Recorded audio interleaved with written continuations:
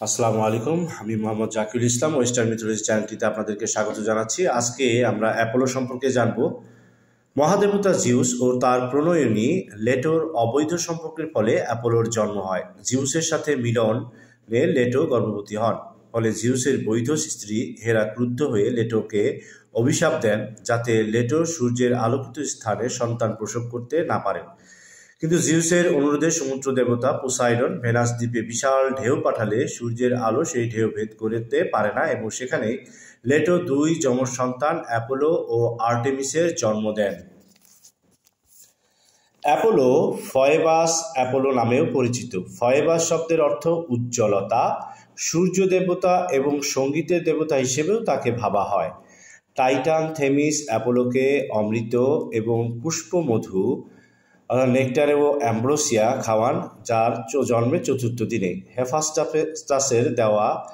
হেফাস্টাসের দেওয়া তীর ও ধনুক দিয়ে তার মাতার শত্রু পাইথনকে আহত করেন। ভীত পাইথন ডেলফিতে ধরিত্রী মাতার মন্দিরে পালিয়ে যায়। হিংস্র অ্যাপোলো সেইখানেই তার পিছু নেন এবং তাকে হত্যা করে মন্দিরটি দখল করেন। উক্ত মন্দিরটিতে নিজের উপাসনার প্রচলন করেন। পরবর্তীকালে ভবিষ্যৎবাণীর স্থান হিসেবে সেটি বিখ্যাত হয়। উল্লেখ্য, প্যান মিষ্টি কথায় ভুলিয়ে তার কাছ থেকে ভবিষ্যৎবাণীর উপায় জেনে নেন। চিরকুমার অ্যাপোলোর অনেক সুন্দরী মহিলা ছাড়াও পরীদের সঙ্গে যৌন সম্পর্ক ছিল।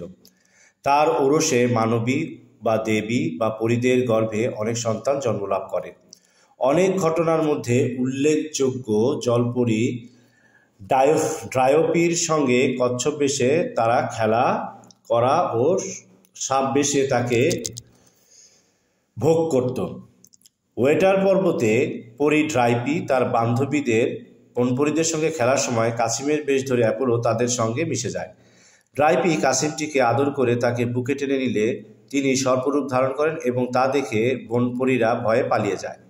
সেই সুযোগে অ্যাপোলো তার সঙ্গে মিলিত হন এবং তার মিলনের ফলে অ্যাম্ফিসাসের জন্ম হয়। পরবর্তীকালে তিনি ওয়েটা নগর প্রতিষ্ঠা করে পিতা অ্যাপোলোর জন্য একটা মন্দির তৈরি করেন, যে মন্দিরে ড্রাইপি পুরোহিত হিসেবে থাকে যতদিন বনপরীর দল তাকে চুরি করে না নিয়ে যায়।